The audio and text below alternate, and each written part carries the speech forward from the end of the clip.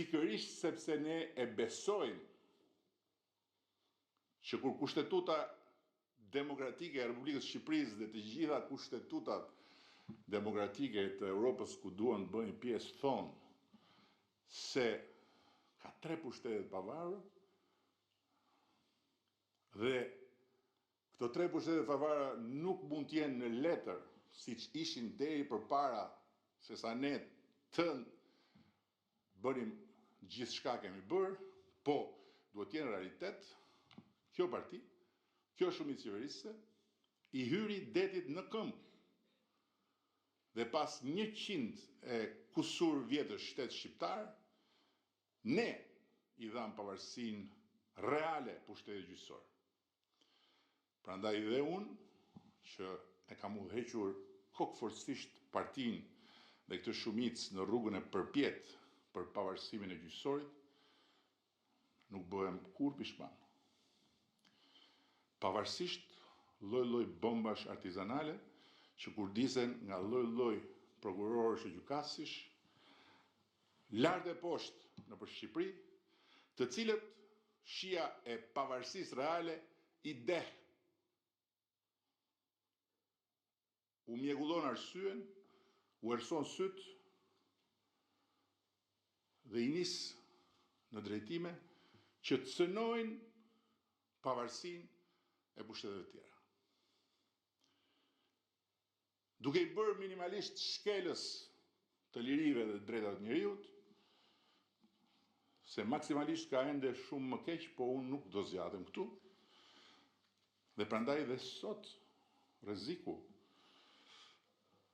i utkryqit të mjegut në këtë aspekt nuk është që ekzekutivi apo legislativi të cënojë pavarësinë e gjyqësorit, po është që gjyqësori të gjymtoj jo thjesht pavarësinë e dy të tjerëve, por aftësinë e dy të tjerëve për të funksionuar. Dhe kjo ka ndodhur në vende të tjera. Nuk është diçka e panjohur në historinë e zhvillimeve të drejtësisë, por kjo nuk mund të ndodhi në këtë vend, sepse ky vend që është në ngjitje të vazhdueshme nuk e ka në asnjë mënyrë luksin të frenohet e jo më pastaj të ribjerë aty ku ishte. Çfarë është përveç se ndërhyrje brutale në territorin e pushteteve të tjera, pezullimi i ministrit nga një prokuror dhe gjykatës me vendim të një seance paraprake pa gjyq i pandodhur në historinë e botës. Çfarë është përveç se ndërhyrje gjymtuese në territorin e pushtetit legjislativ, përpjekja e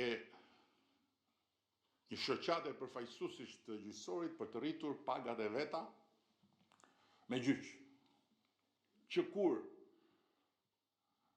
në historinë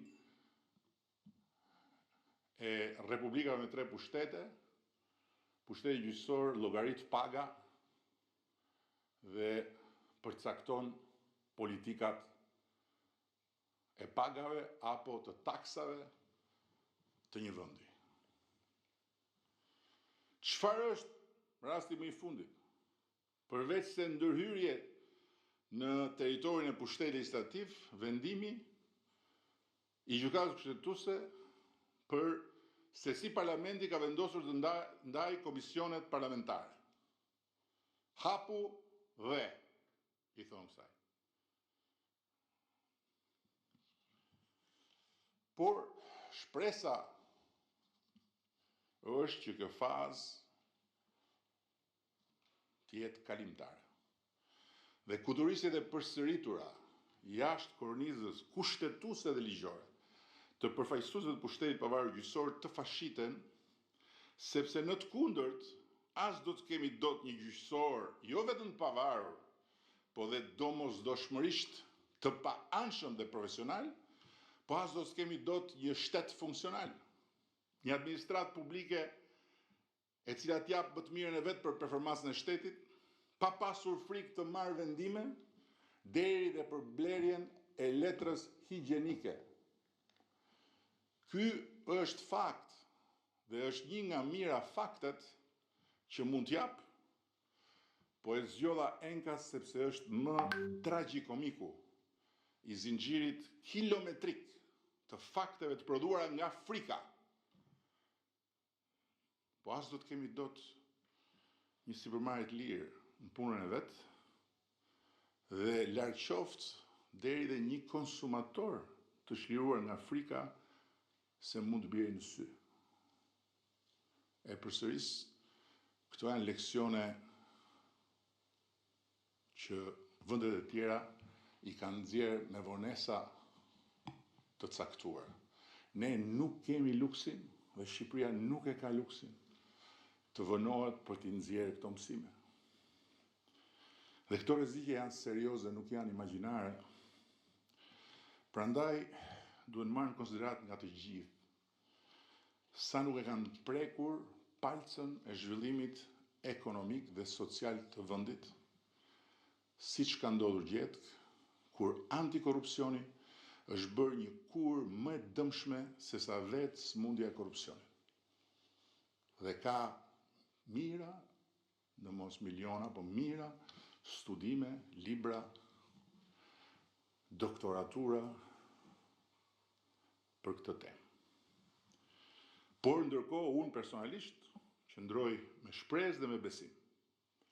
Dhe përpiqem t'i ushqej me këtë shpresë shumë partizan të zhgënjur të reformës në drejtësi, sepse për i të vërtetës gjithmonë më të shumta janë rastet e pajustifikueshme të brutalitetit, sa të pajustifikueshëm aq dhe të panevojshëm të prokurorëve, po edhe të gjyqtarëve. Këta të fundit për shembull kanë arritur maja që habisin edhe mbështetësit më të verbër anglisht folës të këtij qyteti, të reformës në drejtësi dhe të gjyqtarëve prokurorëve, të cilët kur dëgjojnë që një gjykatës i thot prokurorit, rëndoje dorën se e ke të lehtë akuzën, apo një tjetër gjykatës në apel i jep ankusit një dënim edhe më të rëndë se sa ai që kishte në shkallën e parë, këta kujtojnë anglishfolësit se këto janë bomba artizanale të propagandës qeveritare. Këto janë fakte. Fakte të tmerrshme. Por halli më i madh është se nuk ka asnjë reflektim të dukshëm në horizontin e pushtetit gjyqësor. Dhe këtë perceptim shqetësues ma përforcon një fakt, për mua shumë domethënës, që kur unë ngre shqetësimet saj natyre, këshillat e prokurorisë dhe gjyqësorit, sipas rastit, më ngjeshin si pull poste mbi fjalët e mia, ca deklarata nervoze, si ato të njerëzve që një daull e dasme ju prish gjumin e drekës, me ca thirrje bajate për aktorët politik që të mos i bëjnë presion drejtësisë, bla, bla, bla.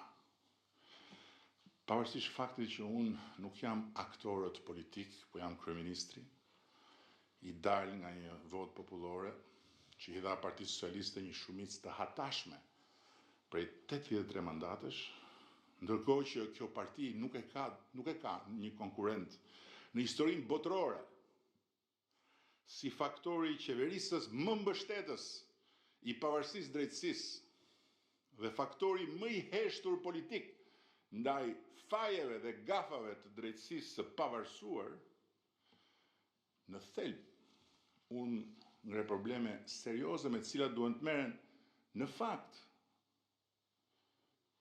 pikërisht hartuesit e atyre deklaratave të kota. Dhe para se të shkruajnë me kollajllëkun më të madh fjalën presion, është fjalë shumë e madhe fjala presion, për mbështetësin më të madh të pavarësisë tyre, që jam unë këtu personalisht mirë është ta kujtojnë se ku ishin fshehur eksaktësisht kur paraarsi e ngrinte, puçiste dhe e ulte lavire prokurorën e përgjithshme. Ose nëse ju vjen zor ta kujtojnë se ku mund t'jenë fshehur,